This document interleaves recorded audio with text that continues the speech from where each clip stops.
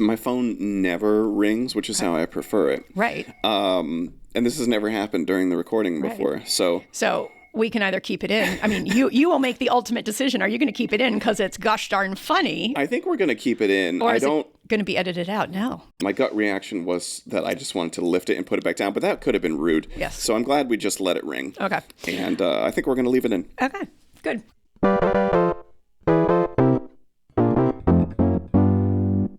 Hello, everybody, and welcome back to The Flow Down. This is a podcast featuring conversations with Three Rivers students, faculty, and staff. My name is Andrew Marvin. I teach English at Three Rivers, and my guest today is Dr. Sarah Selke. Sarah is a professor of microbiology, a PhD in plant pathology with an emphasis in mycology, and a lover of hiking in the woods with family and her dog, Louie. Hi, Sarah. Hi, Andrew. How are you? I am excellent. Excellent? Yeah. Okay. Very excited to be here. Thank you. I'm very excited to have you for many reasons that we'll get into. I don't know if it was the first time that you dropped by my office, but I think it was the first really substantive time that you came to visit my office. You described it as austere. Do you remember that? In the nicest possible way. Okay, I don't dislike the word. When you say the nicest possible way, what exactly did you mean? Because I haven't stopped thinking about it since. It was pure projection of my life onto yours by viewing your professional space, because my professional space, aka my office here at Three Rivers, is quite chaotic, messy, disorganized. We could go on and on. Mm-hmm. And although people cannot see your office right now, I will describe it in other words besides austere. It is tidy. It is organized. There are lots of clean surfaces. It's very calm to be in here, Andrew. Thank you. That's very kind to say, because people comment on the lack of things on the walls. And I've had things in mind for the walls for years. Just haven't gotten around to it. I do try to maintain a clean is calm sort of thing, which just works for me, right? Because presumably everybody does what works for them. I do wonder if it is off-putting, though, to not have things on the walls, or to, I really love a clean surface, and I love that you use that phrase specifically. And when you say it's organized, I would argue that it's only organized because there is nothing to organize. That is sort of that's the way I keep my car clean. Well, I was going to say there's absolute beauty in that statement right there. I mean, I think you just solved all the world's problems, Andrew. Well, okay. Well, thanks everybody for listening. It's been great. It's been real. See you next time. But I don't get agitated. I don't know. Abby might say I get agitated. I don't leave anything in the car, and that prevents me from ever having to clean the car, right? You know what I mean? Yeah. And I know that's a privileged thing to say as somebody who doesn't have small humans or animals that make it into the car anyway. I have medium humans who are animals. Mm-hmm. So my car is a disaster. That's okay. No judgment, of course. Yes. Okay, wait, I'm going to bring it back to your off-putting question. Sure. So, and what I was thinking of when you said that is that it is going to be a very subjective thing. I find your office to be peaceful. Others might find it to be sterile. And ultimately, it's your space. And it's a professional space, and it's an absolutely professionally maintained space, and you're the one who spends the most time in here. Well, thank you. Yes, I think that's a great point. I spend a lot of time thinking about work environments, which I think we'll get into probably in the context of what you're doing. But I looked up austere before you came in, just as a reminder, and one of the definitions was lacking comforts or luxuries. And I was like, kind of. I don't know. Or maybe it was just one of those words that I think I know what it means, and it meant close to what I meant it to mean, but not 100%. I like it as a descriptor for my office. I feel like my snake plant is thriving, though, wouldn't you say? It is. And so right there is a corner of life. Yes. Right there. Just that corner. Anyway. See, everything's fine, right? This is going to be great. It's all good. Could you tell us a little bit about your path to Three Rivers and what led you here, how long you've been here, what in as much detail as you feel inclined to provide? And there goes the rest of the podcast. Okay. Well. So this is my 16th year here. For faculty who are listening to this, I will acknowledge my incredible luck that I only spent 2 semesters adjuncting between graduating with my PhD in December of 2007, I believe. I adjuncted in the spring of '08, the summer of '08. I went on the market that season. I was geographically restricted. We lived in Providence, Rhode Island at the time, so I only applied to schools that were within driving distance. And I got this job. I got one interview, and that was here. And I got this job, and I started here in fall of 2008. And thank you, Andrew, because I used to say this with a lot more frequency. I haven't said it in a while, that I wake up most mornings and remind myself how lucky I am to have this job. For those who have out there who are academics, who with a full-time job or hoping for a full-time job. And so that's how I got directly to Three Rivers. Prior to Three Rivers, I was in graduate school. That was a more circuitous path. I spent most of my 20s exploring the world. Again, I'll acknowledge the privilege that I graduated from college. I went straight to college after high school. I followed that direct route. And so when I graduated in my early 20s, I had no college debt thanks to my parents. And so I just had to earn enough money to support myself, whereas I had friends who had to earn money to support themselves and service their college loans. And I also have a wonderful family with whom I have a great relationship. And so I had a soft landing place if I needed to go home, which I did a couple of times. And I paid rent. But it gave me the opportunity in my 20s to do a bunch of short-term things. I lived and worked in Boston as a tour guide. I was a tour guide I was a docent at the Old North Church, which is the church that the lanterns were hung in. One if by land, two if by sea. Okay. That's the church. It's in. That's the steeple where the lanterns were held, and it's one of the last stops on the Freedom Trail in Boston. And so I worked there talking to people when they came in to visit the church. My very first job after I graduated, I had a minor in French, and my college had a semester abroad program in France, and they would take a recent graduate as an assistant to the director. That was my very first job, working in France, supporting this study abroad program. I traveled around the world by myself for 6 months. I bought a one-way ticket around the world. Started in New Zealand, and I spent 3 months there in New Zealand, but I also went to Asia, spent a couple months in Asia. And I spent a year. I did the Peace Corps, came back from the Peace Corps, spent a year teaching public high school. And that's what got me to graduate school, because I said, I don't want to teach high school ever again, but I love teaching. So why don't I do what I need to do to be able to teach college? So a couple of takeaways from that. One, I recognize again the absolute privilege I had to just focus on myself and my explorations in my 20s. I also, though, as a mom, hope that I can treat my own children with the same patience that my parents treated me with while I was, quote, quote, figuring it out. Yes. And to understand that you don't need to know right away what you want to do. I'm very happy with where I am in my life right now, doing what I do in my world, by how I define the world. I consider myself to be successful, and yet I didn't start my job here at Three Rivers till I was in my mid-30s. That's incredible. I feel like the problem with these, the challenge with these, I don't think of them as interviews, but I try to make them more conversational.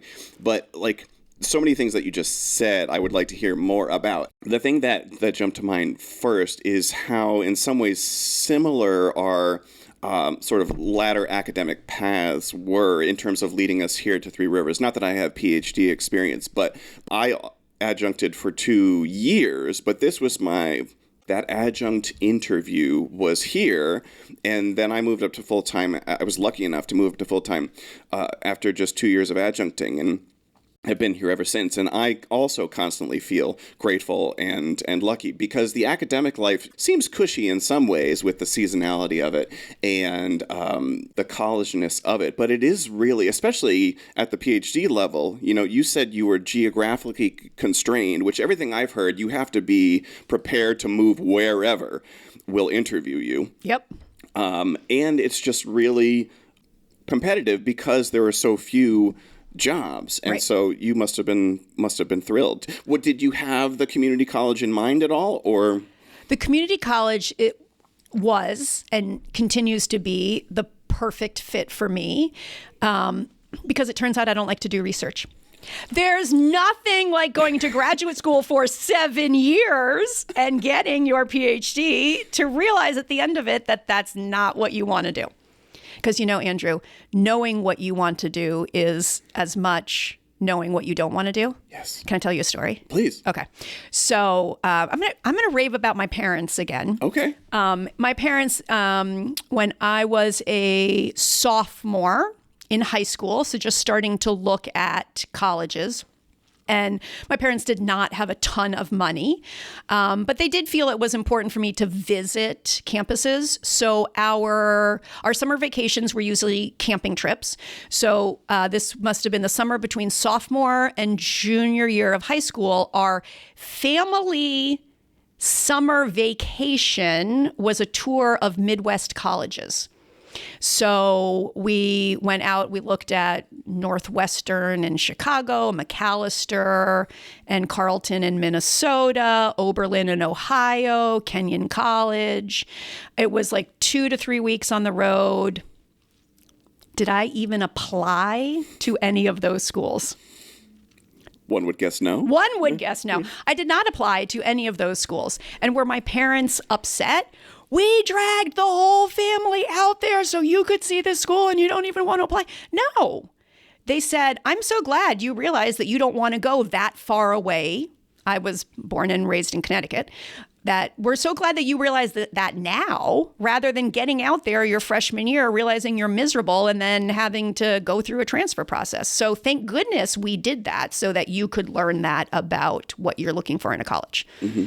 It was an example of something that I do truly believe, that knowing what you want, knowing what you don't want is a really important piece of figuring out what you want. Yes. I feel like I certainly did not have community college professor in mind when I applied, and hopefully I haven't told this story on the show already, but I was living at home when I was finishing my master's degree, and my parents, my dad and my stepmom side of my parents were going to sell the house, so I had to find a job and so on. And, originally I had some sort of romantic dream of becoming some kind of writer online. Blogging was very big at the time and all that kind of thing.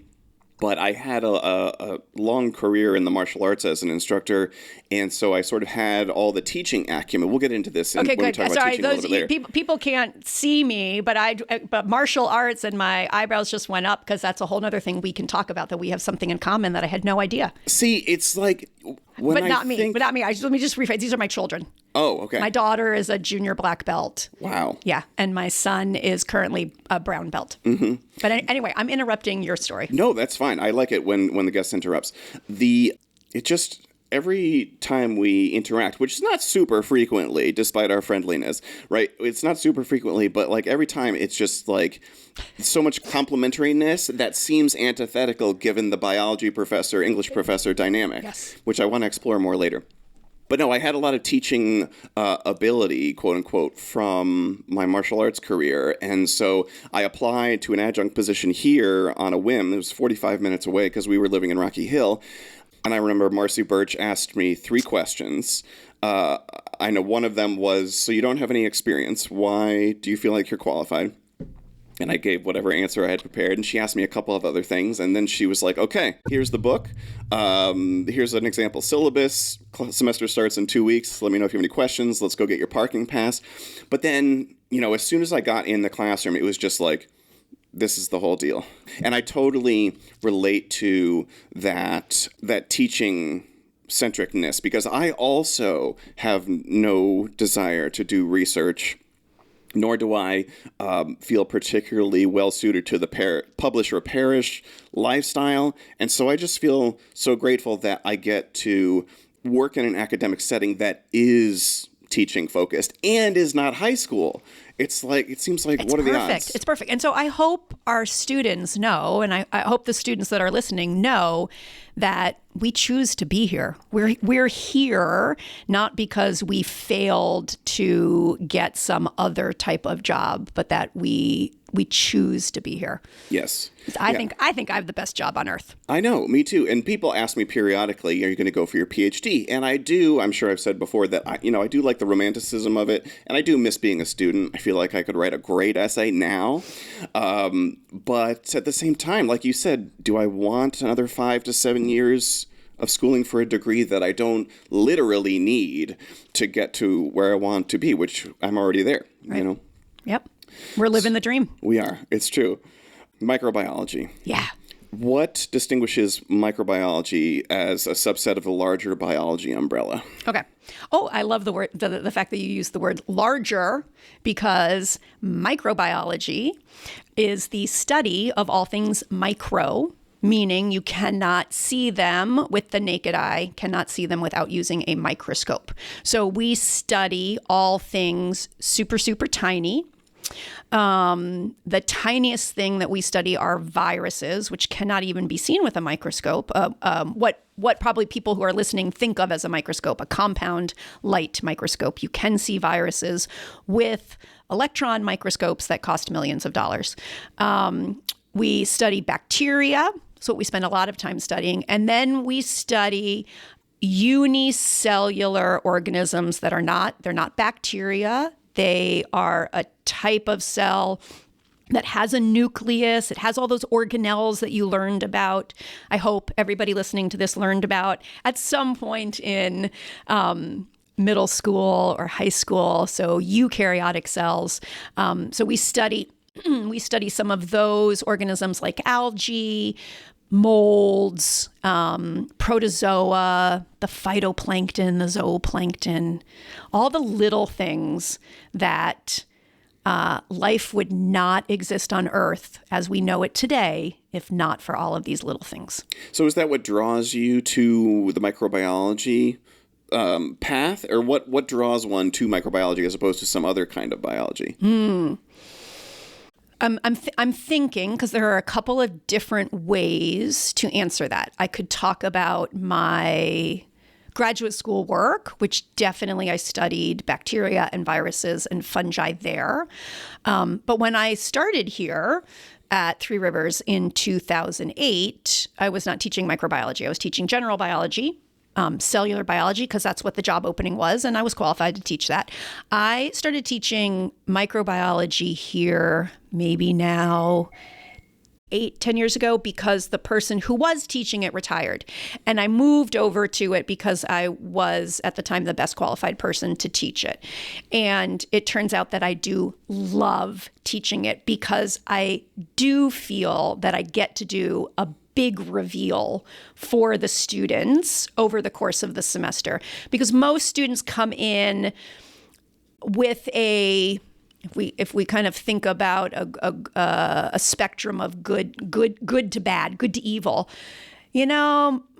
bacteria they're either bad, or if the student's view is a little bit more balanced, there are a lot of bad ones, but maybe there's some good ones there. And then over the course of the semester, one of the major goals for me is that students leave the classroom at the end of the semester confidently saying to anyone who asks, and even those who don't ask, microorganisms are the most important thing, and they're what makes the world as we know it today.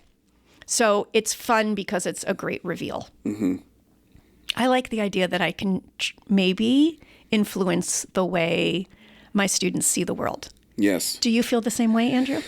When you say the way you see the world, the way where my brain tends to go is that, the English professor, and I'm sure it's true for a biology professor too, but I tend to share this with my students that being an English professor is not something that I am from 9 to 5 and that I forget about when I go home. English professorness is really informs how I see the world and, what my values are and things like that. And I have to imagine it's the same for you as a scientist and biologist. And what I try to emphasize in class is the great thing about English is that you can write about anything. In biology, I think you kind of have to write about scientific things or biological things. Correct me if I'm wrong. But, in English, you can write about anything. If you can make an argument about it, you can totally pursue it. So, yeah, I hope that the students leave with an improved understanding of the value of English and that it's not just writing essays, which I understand doesn't have a lot of practical value, but it's really just about being comfortable or kind of strengthening your ability to participate in conversations about complex topics, which is universally applicable. Mm-hmm. Yeah. In science, Andrew, you're not supposed to make things up when you write. Right. That's handy. Yeah. So yeah, the rules are a little bit different. Right. Yes. And it's very, it's supposed to be very factual, objective, nothing subjective, passive voice. Yeah, the writing is completely different. But definitely, I don't stop being a lover of science and the natural world when I leave Three Rivers. And I'm pretty sure my children would argue that I don't stop being a teacher either when I get home. I feel like we don't make things up in English. Creative writing? Well, I don't teach creative writing, so that's not what I think of. That's okay. Right. Okay. But so that's in where that regard, so that's where I went. I was going beyond you. Right. Okay. So yes, because I haven't taught our creative writing classes. I know we have some, but that's interesting because that's not what I think about when I think of English. I think about either literature or rhetoric and composition, which is literature. Right. Literature. It's analysis of literature. So I guess you could say the literature is made up. Okay. But it's made up because it's about the human experience, which is based in real things. Science fiction? Well, I guess that's true. I see where you're coming from. I was going other places. And goes to show, I don't really know what you do in your classes, Andrew. Well, that's okay. I don't know what you do in your classes either. And the information the topics you provided on your podcast intake form, thank you for doing that, were quite science-centric. And I was like, oh no, what have I done? But I would argue even in the things that are made up, like if you have, technologies that don't exist in our world, or you have creatures or something, because I'm a big fantasy, Lord of the Rings guy and that kind of thing. But I would argue that it's still rooted in the human experience. And so if you're reading a science fiction story that's about, like, I used to teach The Veldt, which is by Ray Bradbury, which is about a kind of a super smart house that sort of negatively impacts a family. Technology that we certainly do not have. But obviously the symbolism or the themes of it are universally applicable. So while I would argue that certainly some of the quote-unquote physical or kind of superficial elements of the story are made up in the sense that they don't exist in our world, I think that the reason we read literature is because we see ourselves in the literature. Yes. So, No. I see where you're going now. I was going off in a totally different direction, but what you just explained to me makes sense. But I love what you said about the science writing in terms of, no passive voice, not a lot of subjectivity, because those are things that I try to stress especially in 1010 and 1020, because they are argumentative and there has to be evidence for your claims, and all things of that sort. Well, so I don't think it's as dissimilar as we might first appear. As it is with so many things. Yes, right, precisely. Mycology is your... What would you say, specialization? Yes, yeah. So mycology is the study of fungi.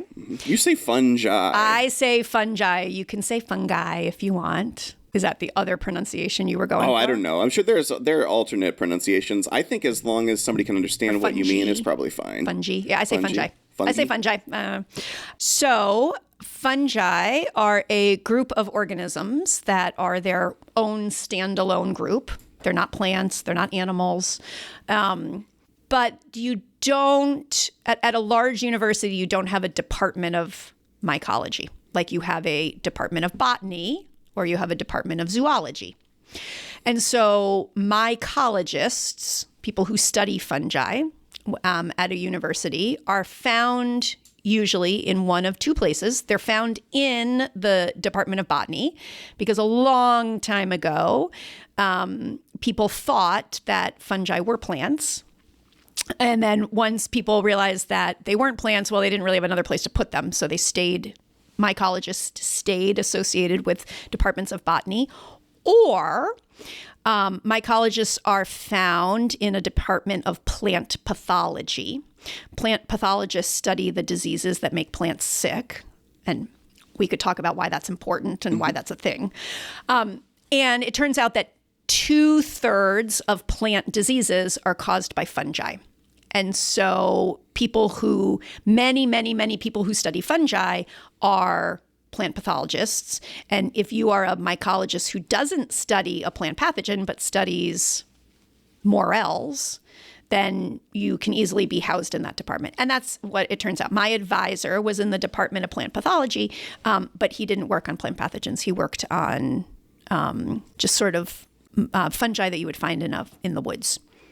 And so that was my specialty. So my research was on toxic black mold, Stachybotrys shatarum. I went to the University of Florida, very hot and humid area, so lots of mold in people's houses. I got invited to check out so many people's bathrooms.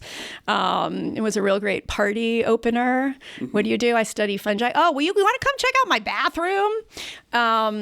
So that's what my research ended up being. Most of my coursework ended up being in plant pathology. So I took a bacteriology course, but I didn't learn about any of the bacteria that make people sick, like Staphylococcus aureus or Streptococcus pyogenes, which gives us strep throat.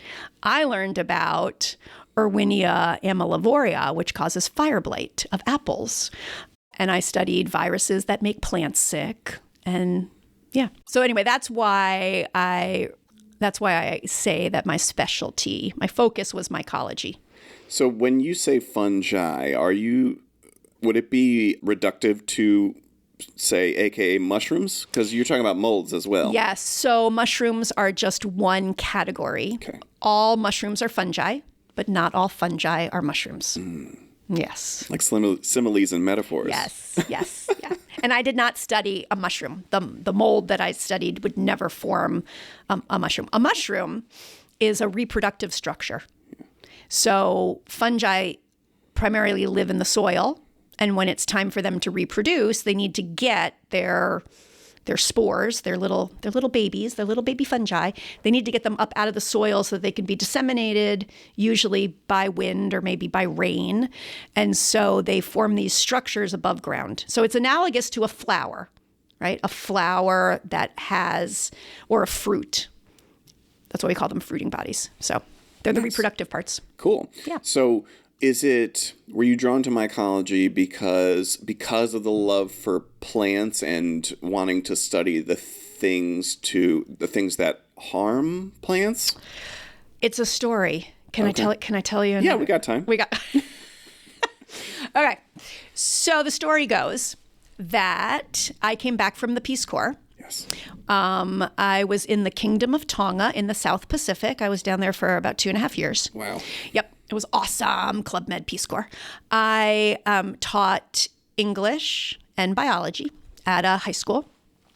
And when I first arrived, I heard rapturous tales from the current and outgoing volunteers about mangoes and the mango crop. Mangoes, I learned at that point, grow on these ginormous trees. There are these big mango trees.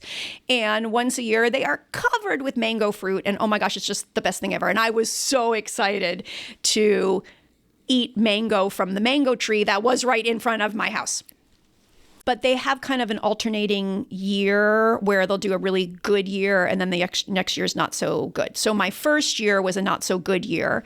And the few mangoes that were there were picked very green and were eaten by others. There was not an abundance of mangoes to be had. And certainly none of them made it to ripeness. So then the second year, the tree flowers, there's all those blossoms, and I'm looking at the blossoms, and I know my life cycle of the trees. I know the blossoms are going to get pollinated, and they're going to turn into the baby mangoes that are going to grow up into the big, juicy orange mangoes for me to eat. And a typhoon came through, a hurricane. Oh, man. And it blew all the blossoms off the tree. So there were no mangoes my second year. Devastating. It was. So I never ate a mango in the Kingdom of Tonga when I was a Peace Corps volunteer. I came home and got mangoes in the grocery store. And I had this experience of, for the first time, of not having a crop available to me to eat because it was impacted by the natural environment and climate and weather and everything. And so it was a light bulb moment for me. Then I went home and I bought mango in the grocery store. And I'm like, look, I live in the U.S. I can go get a mango in the grocery store 12 months a year. But the folks in Tonga can't do that. And so that was sort of my interest in agriculture and plants. And so what brought me to University of Florida was actually not the PhD program that I graduated in. I started in a different program called the Doctor of Plant Medicine program, which is not a research-based program. If only future Sarah had listened to that Sarah and not switched into a PhD program, right? So the Doctor of Plant Medicine program is modeled after med school and vet school, where you take a bunch of classes in what keeps your organism healthy and the things that make your organism sick. And then you have lots of hands-on experience, residency, aka internships, where you go put that knowledge into practice in the field. And so I was in that program for 2 years. I took 4 semesters of graduate level classes in plant pathology, soils, plant physiology, entomology, because really the way this program was organized, you did a third of your classes in plant pathology, a third in entomology, the study of insects, a third of your classes in soil and plant science. And I started TAing right away. And I loved teaching college. And the degree was new enough. I was only the second matriculating class. They hadn't even graduated anybody yet. And I was loving teaching college so much, I decided it would be best if I switched into a degree that was recognized. And so I switched into a PhD program so that I could teach college. Ultimately, I ended up in an institution I didn't need a PhD for. Yeah. So of all my classes, my favorite class was my fungal plant pathogens class. And so that's how I ended up then switching over to do research on fungi. Wow. Isn't it fascinating that a completely unpredicted event could have such a major impact on your life path? Yeah. I have so many things I want to talk to you about. Sorry. That's okay. In terms of, because you're a plant person. I am totally a plant person. I am totally a plant person, despite the fact that was never the emphasis of my training. Right. Because I am a plant person in my non-professional life. Okay. So I am a gardener. And as I've gardened recreationally, in my summers off, because I'm a community college instructor, so I have my summers off. Okay. As I have gardened, in the last couple of years, I've gotten very interested in gardening with native plants and gotten interested in some of the research around that. And so that's drawn me now into, it's sort of been the crossroads between my academic training and what I currently teach and my hobby and my passion. This is what I wanted to ask you about because, as you probably know, but we live in the woods and we have a number of acres, most of which is wooded, but there's only two of us, and the battle of nature versus two people is not one that can be won. So I'm wondering, we have a lawn.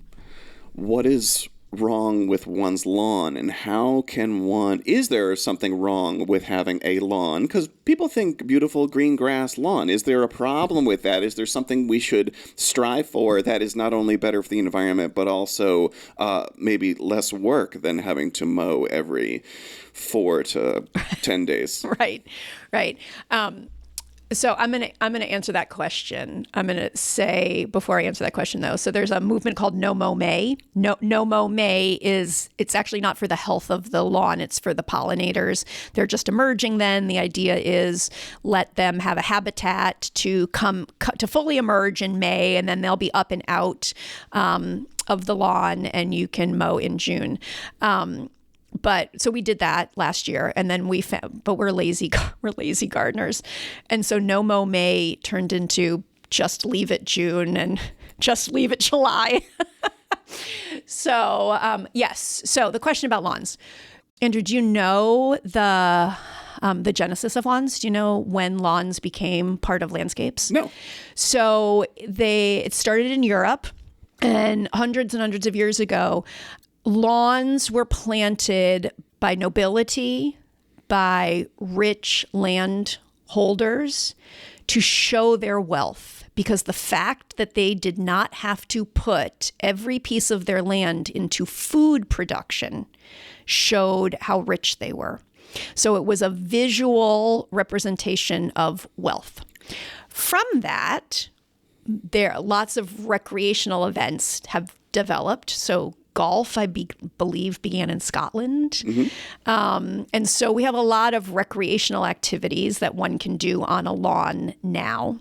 But from an ecological perspective, lawns don't serve an ecological purpose. They might serve a need for human activity, but they're a monoculture. And when you have just one organism growing, it doesn't support a diversity of microbial life or insect life. And the grasses that we grow are not native here. So the importance of native plants is that they feed our native insects, because organisms have evolved to eat the food that's in their area. If they haven't evolved to do that, they're not here, because what are they going to eat if they can't eat the food that's in our area? And so our native insects that begin as grubs or begin as caterpillars eat our native plants. And maybe some people are like, oh my gosh, yes, I need to rip up my lawn and plant other things for the bugs. Maybe some of you are like, and this is why I keep my lawn. So I will make the next leap the next piece of the ecological puzzle is, what do baby birds eat? Baby birds need to eat soft food, like human babies need to eat soft food. And do you know what soft food is readily available in the spring when baby birds are around? Worms? Caterpillars. Caterpillars. Yes, you were. Same form. So yeah, caterpillars, because they're smaller than the worms, and so they can fit in the baby birds' beaks. And so we are seeing scientists who study this type of thing are seeing a decline in songbirds in the United States that has been linked empirically to a loss of food. And the loss of food, aka caterpillars, has been linked to a loss of native plant habitat, in part because we have, if you think of new construction going in to a wooded lot, they clear cut the lot, they put the house on, and then they put a lawn in front of it. Oak trees, the white oak, that's what the charter oak was in Connecticut. The white oak hosts, I think it's 433 different species of caterpillars on it. So lawns just don't support the same kind of insect life, which means they don't support the same kind of bird life. And because they are a monoculture, meaning there's just one plant growing. They have a really, and they're planted very densely. You have to fertilize them. And then a lot of people have an aesthetic that it has to, a certain aesthetic of how it has to look. So then they want to put on pesticides to kill other plants. And it would be nice if we didn't have to apply all those chemicals. Yeah, definitely. We are strongly anti-chemical in our household, all natural all the time. The only thing I do to the lawn is mow it. We don't even put any fertilizer down or anything. Right. So I think I'm going to send you some pictures of what we're dealing with, because you're going to have a lot of ideas I will have a lot of ideas. We are probably desperate for. Do you water your lawn in the summer? No. Does it go dormant? Do you Tell notice me what that means? So, dormant. So, depending on the kind of grass you have in your lawn, and if you haven't really been fertilizing it, or do you ever reseed it? Do you overseed it in the fall? Okay. No. So your lawn probably is not a monoculture. It probably has a bunch of different species in it, and a lot of the grasses that might be invading it, or one of the grasses that is commonly used in lawns are fescues, which are cool season grasses.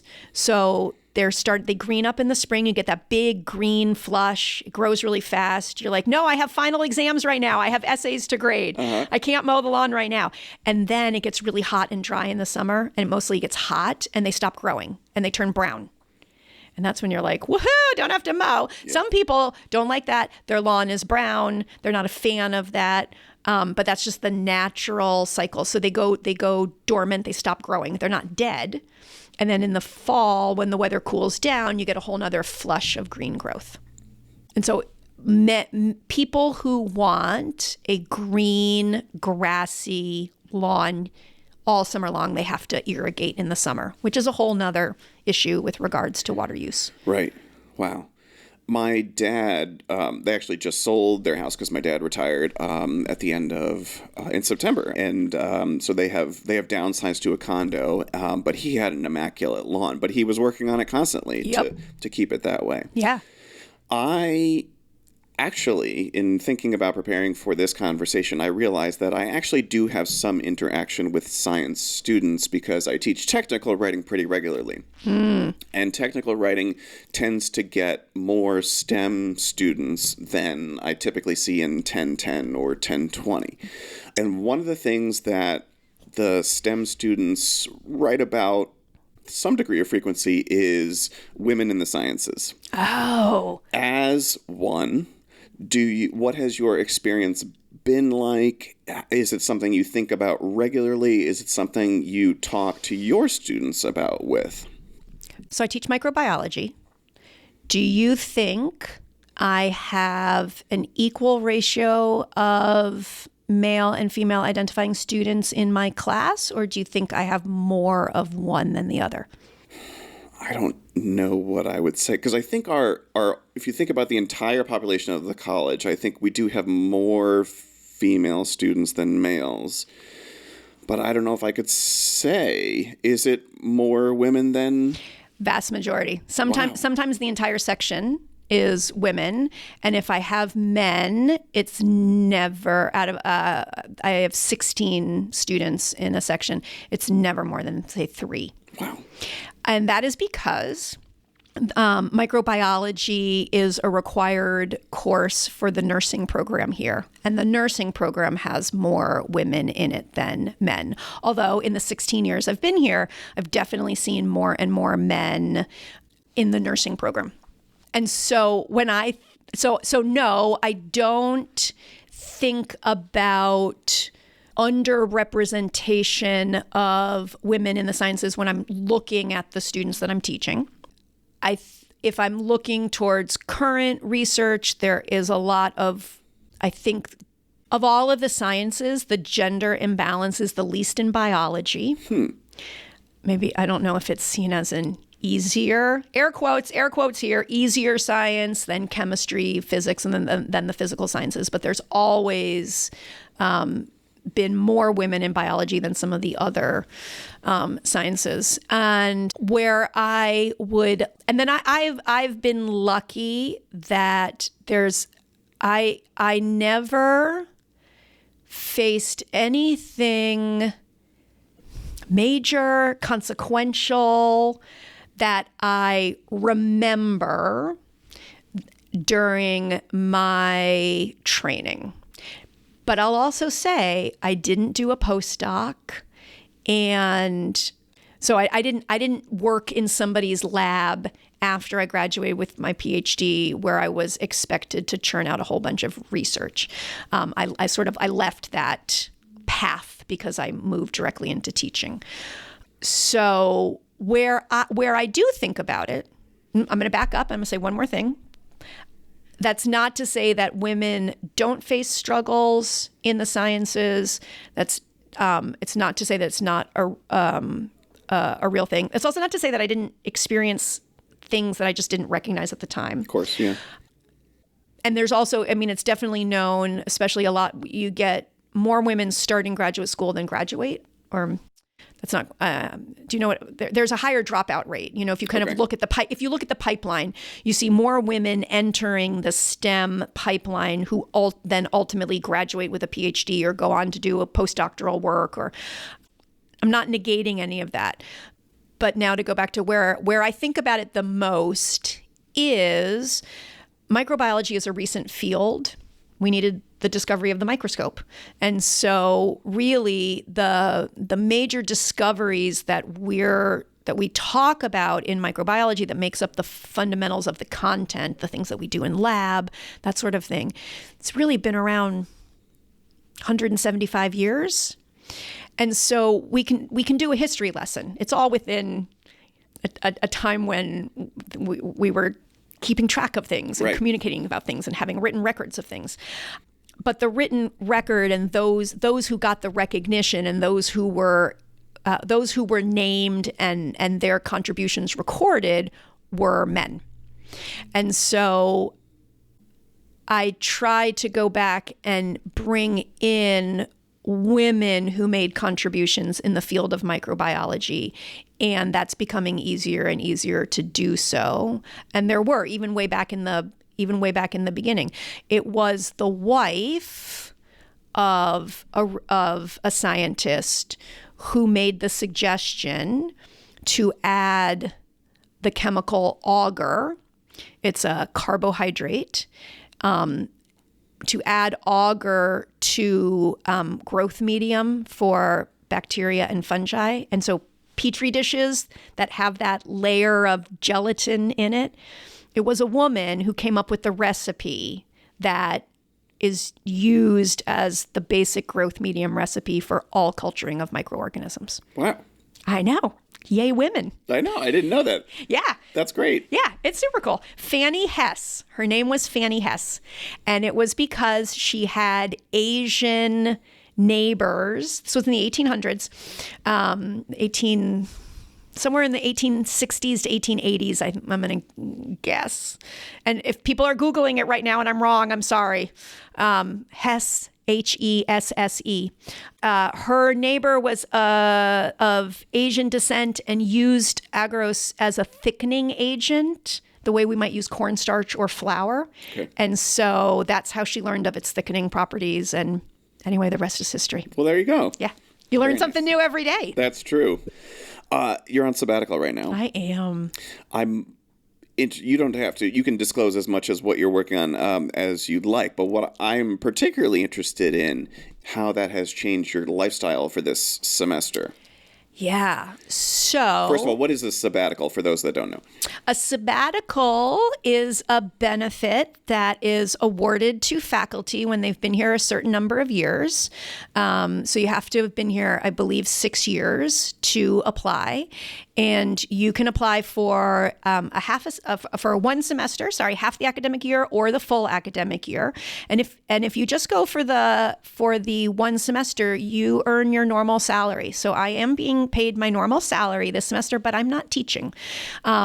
During my sabbatical leave, my job is to work on professional development projects that benefit me as an instructor, that will in turn benefit the college.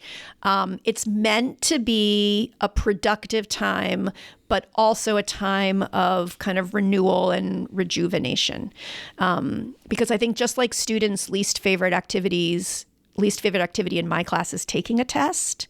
My least favorite activity is grading the test. And my students know that well. I don't hide that. And so I'm not doing that this semester. So that must feel good.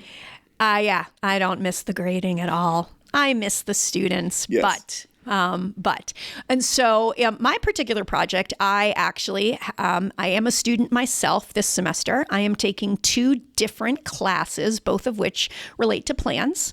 I am doing the Yukon Master Gardener program, which is 16 weeks of classes and then 60 hours of volunteer internship this summer. And then I am a student at CT State, Naugatuck Valley this semester. I am taking horticulture 2024, which is plant propagation and hybridization. So I'm learning how to make baby plants, and lecture is online, recorded lectures on Blackboard, and lab is in person in Waterbury once a week in the Naugatuck Valley greenhouse. So I go off to Naugatuck Valley on Thursday afternoons. And so separate from the content that I'm learning and how I would love to bring what I'm learning in my classes back here and pass it on to my students in some shape or form. 2 other kind of meta things I've realized. One, it's really good to be a student again. I had a test I had an in-person test the Thursday before spring break, and I was nervous when I walked into that classroom. It was the first test. I didn't know what to expect. And yes, the instructor said the same exact things that I say to my students. You can do this. You'll be fine. I've dropped hints all semester. You're prepared for this. It didn't matter. It was an unknown. I was anxious. I was nervous.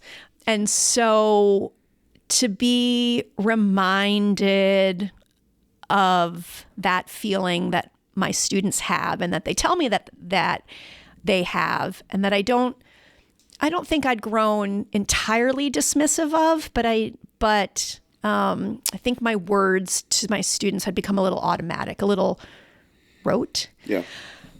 So I appreciate that. And then I also appreciate, and I won't go into detail here, the things that my instructor does that I know that I do, that my students complain about.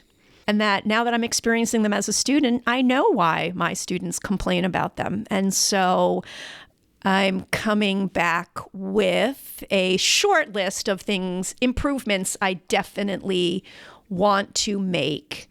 And it's really about accessibility of things and timeliness of things on Blackboard. And I mean, it's housekeeping, administrative stuff. But yeah, it makes a difference. If you're only on campus once a week and you want to print materials, and those materials are posted at 10 p.m. on the night that you go to campus, how do you print them? Right. So that's been really good for me. So I think it's good for us instructors to put ourselves back in the hot seat of being a student every once in a while. Yes, I remember having that exact experience when I took iTeach, which at the time I think was like a 9-week program. But I remember one of the biggest takeaways from that was realizing what it was like to be an online student and reading a set of instructions being like, what does this even mean? I don't understand exactly what I'm supposed to do. And that was more valuable than anything, really, than any of the actual content of the course almost. Yeah. Well, congratulations on your sabbatical. That must be very rejuvenating. It is. There's a second thing. Can I tell you a second thing? So the second thing, which will resonate with some people who are listening to this and others, it may not resonate as much, but I'm married. I have 2 kids. My kids are 12 and 14. And when I'm working at Three Rivers and teaching full time, I know that it's hard to balance work and life. Always been aware of that. One of the joys of sabbatical is that I can arrange my schedule so that I am available to my kids when they come home from school. They get home from school about 3:15. And you know what? It doesn't actually leave me that many hours in the day to immerse myself in the other stuff that I'm doing and to really be present for my kids now which I'm choosing to do, that's a huge chunk of my day.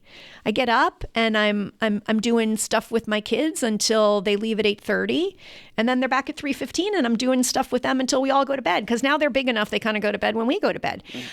And so I just a huge shout out. I mean, specifically in the context of kids, but I think if there's any person that you are responsible for in a daily fashion of many, many, many hours a day, I don't know how we do it. I don't know how any of us balance a full-time job and that particular type of home responsibility.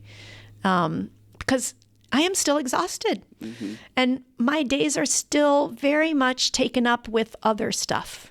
And I look at sabbatical, I don't even know how I normally do my job and be there for my kids. And you know what? I'm not there for my kids in the same way. And that's fine. They're fine. We're all fine. And I love my job. But that was something that wasn't at all on my radar as something I was going to experience with sabbatical. And I'm also so grateful to colleagues who don't have that particular type of responsibility. The one that you can't just say, I'll do it tomorrow. Where for sometimes having to pick up the slack, or just understanding why I might look or act like I do, which might be a little chaotic and disorganized. Mm-hmm. So thank you to those of you who do it. I don't know how we all do it, and thank you to those who don't have this particular responsibility, but support those of us who do. And yeah, for sure. Yeah. Are you doing anything in June? Yeah. So I'm on sabbatical right now, right? And I'm a student, and I have to sit on my hands a lot of the time and keep my mouth shut when I'm a student in a class and not the instructor. So I am so excited to jump right back into a semi-teaching activity. It's more a mentorship facilitator activity, because there's this program called the Instructional Skills Workshop, I've heard of these. ISW. Yes. Yeah, they are so awesome. They're so awesome. So they are for our full-time and part-time faculty. They are an intensive... Now, I am on sabbatical right now, so you are going to have to fill me in here on any of the details that I'm forgetting. 3.5 days. 3.5 days. 3.5 days. 3.5 days.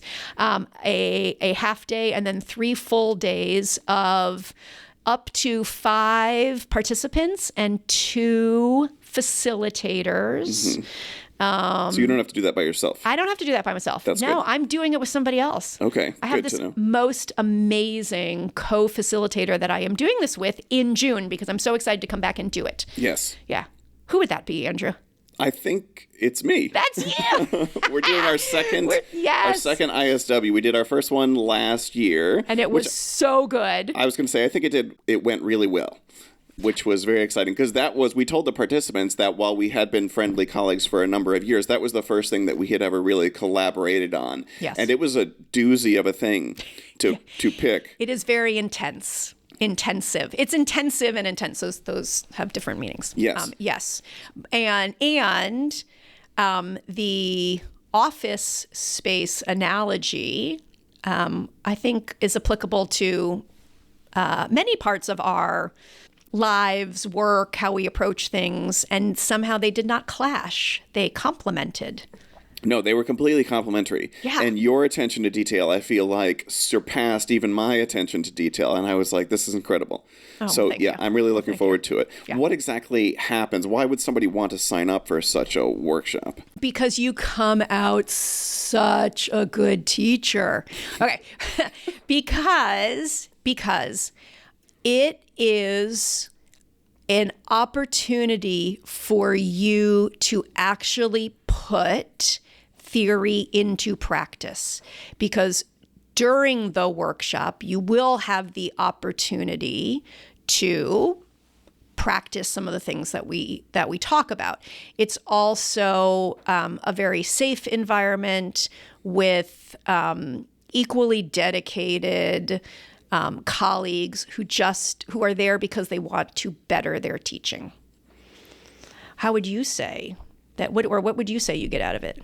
I think so. So on a literal level, what happens is again, like Sarah said, it's limited to 5 participants, right? Because it's very interactive, very intensive, and you need to design and deliver, and you receive myriad feedback on 3 10-minute lessons that can be about anything. They don't have to be about your discipline.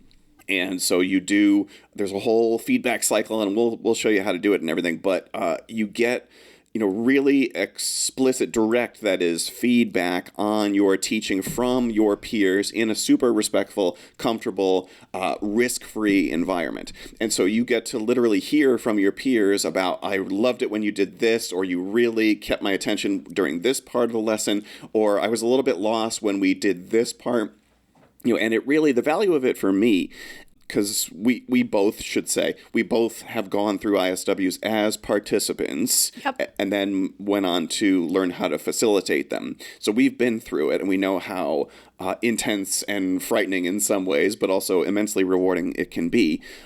But the value of it for me was always that we have a lot of expertise as college faculty, but frequently because, I don't have any education degree, right? And so this is where you can wind up in classes as a student where you have a brilliant instructor who's not a great teacher. Yep. Just as a concept, that can happen, right? And so in this is one way we at the community college level, because it's exclusive to Connecticut community college faculty, full or part-time, this is one way that you really get into the trenches in terms of how to teach a lesson. Like, what does that actually look like? How to structure it? How long to spend on this versus that?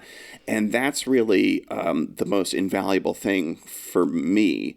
And it, I still think about the things that I learned in my ISW, which was in 2019. I did it at MCC. I still think about those things every time I flip to a new notebook page to write my lesson plan down.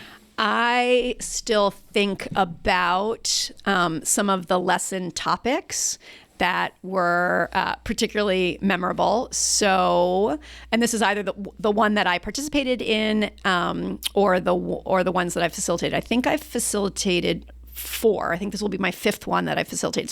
So I've done a total of 5 so far. Somebody brought in chicken eggs from the grocery store and from the chickens that they raise at home, and they broke open the eggs, and we did a whole, their 10-minute lesson was a whole comparison about local fresh eggs versus store-bought eggs. Another lesson was what the VIN number on your car means. And then you and we had one on sneakers. Yes. Nike sneak, all the different, what were they? Air Jordans? All the great sneakers. All the great sneakers. So I love all the things I learn. And then I love, because I do participate in some of the feedback sessions, the feedback is always from your perspective as a learner.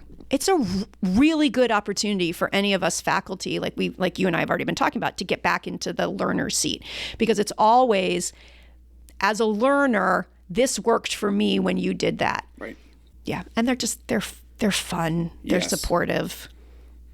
And we hope that you will apply. Yes, we think you totally should. It really, everybody who's been through one, I think pretty consistently says this is definitely one of the most meaningful professional development activities that I've had. So we do hope you will apply. So, Sarah, you haven't seen this, but this is our flyer, our updated flyer that will be going out shortly. So our ISW, if you are a full-time or part-time faculty and you would like to apply, our ISW is happening on it's got to be the Friday, May 31st from 9 to 1.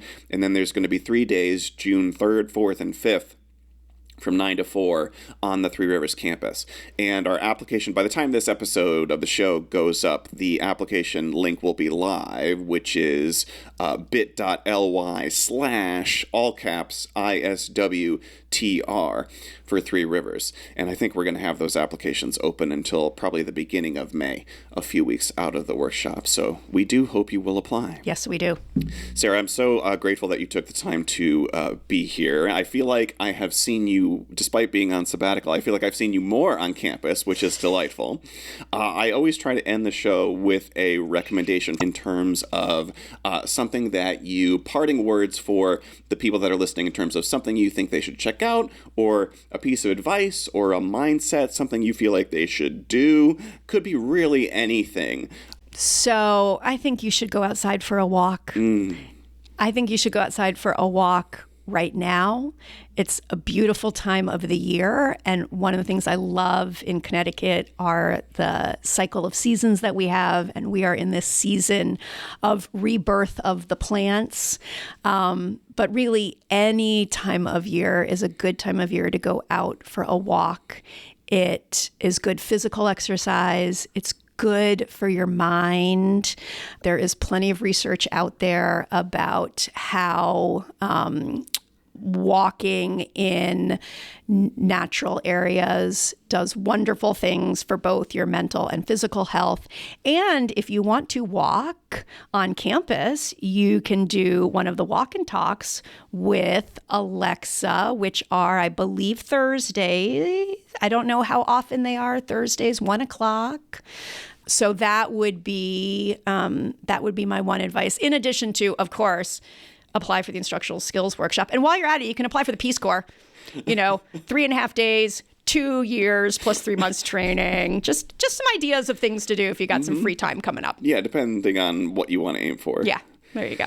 Sarah, it's wonderful to visit with you as always. Thank you very much for being here. Well, thank you so much for inviting me. It was a good reason to come back to campus. Yes, I really appreciate it. And thank you, everybody, very much for listening. If you enjoy the show, please tell somebody else to listen to it. That would help us out a lot. Until next time, thanks.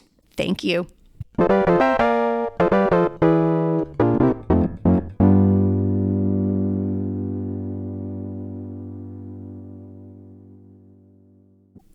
You know what the hardest part was? Tell me. Maintaining the energy the whole way through. I lagged in the middle. Did you lag too? Oh, no, I think you were fine. Oh, God. No, don't. There was a point in the middle. I was like, oh, I'm so... I was a little stressed out because I felt like you wanted to fight me about science fiction in the middle. I know. And I'm like, I'm not trying to go here. I was just misinterpreting. Clearly, you don't know what you do in your class. I know. Make that section go away. Okay. Just make that whole section go away.